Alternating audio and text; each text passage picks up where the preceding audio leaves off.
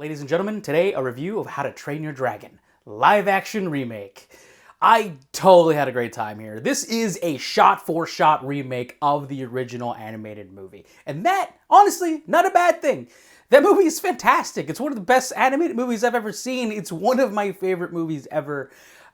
So the source material is great, and them sticking to the source material means that this is a great, fantastic movie with a great plot, a fantastic, heartfelt story, and just genuinely a good time at the movies. They definitely had a good idea here by actually hiring the original director of the animated movie to actually direct this movie as well, and you can feel the DNA of that all over the screen. Disney's been doing this thing where it does remakes, and a lot of those have fallen flat. Some of them are very successful for sure, but some of them have very much fallen flat because for some reason Hollywood has this idea that they cannot allow fidelity to the source material. I think part of that does ring to the fact that they don't want to really pay the people who wrote those movies, or they don't really want to give them any notoriety for, certain reasons. DreamWorks decided, nay, we're going to go ahead and give the original filmmaker a chance to fulfill his vision in another medium, and that's what they did, and that's what we got. A fantastic ride. The acting is really good. I will say that the story does fall a little flat in certain instances. The blocking and the actual directing of the scenes is a little bit hamstrung and feels a little robotic in some senses. You can kind of really feel the freshman aspects of this guy not having directed live action before. You can see those kinks in this a little bit for sure.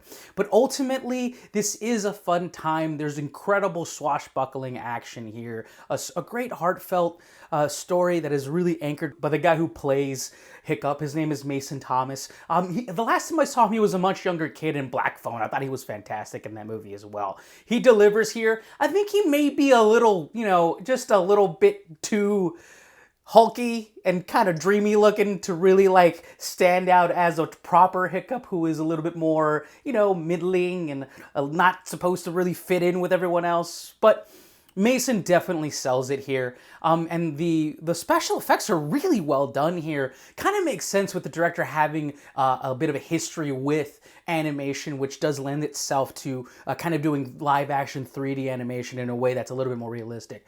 Very well done here. I think every piece here comes together, and I love the fact that they brought Gerard Butler back in to play his father as well, which is, it obviously makes sense. Gerard Butler, still a strikingly good-looking man who can definitely play the leader of the Vikings. I will say that the ensemble cast of the kids, I just think didn't really hit as well as it did in the animated movie. There is just some things that definitely just work better in animation than they do in live action. I just think that the ensemble characters who are the dragon fighters in the original movie, they just fit better. The jokes landed better. The characters definitely fit better, I think, in the animated, and then trying to translate them into the live action world, I just don't think that those characters were properly cast properly, but at the end of the day, this is a great time at the movies. Literally, I watched a Wednesday night showing around 9:45. At the end of the movie, there were kids in attendance. They literally gave a standing ovation to this. It's super fun for families. It's super good time. It's definitely, if you're looking for your How to Train Your Dragon fix, this is definitely going to fulfill that. So I give How to Train Your Dragon live action a 7 out of 10.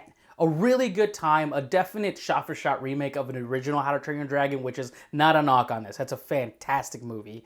And I think Mason Thomas, who is the new Hiccup, does deliver a really, really solid performance. I will say that some of the kind of blocking of some of the scenes and the acting for some of the ensemble cast is honestly not up to par. And I think some of that just has to do with the fact that we are translating characters from animation into live action. And I think that translation for some of the characters just did not work too well for me. But crowd pleaser, a good time. If you're looking for something to bring the family to, this is definitely going to fulfill that for the summer, for sure. They also brought back the director of the original movie to redo this as well, which I think is a masterstroke for a lot of these remakes. Sometimes these remakes are just not done well and they fall flat. There are successful ones, but I think part of the reason is them not having a lot of fidelity with the original source material. This is basically the same movie with a different sensibility, different actors, and in live action. And you could definitely be assured that if you bring your family, they will have a great time for sure. I had kids in my audience actually stand up and give a standing ovation at the end of this for sure.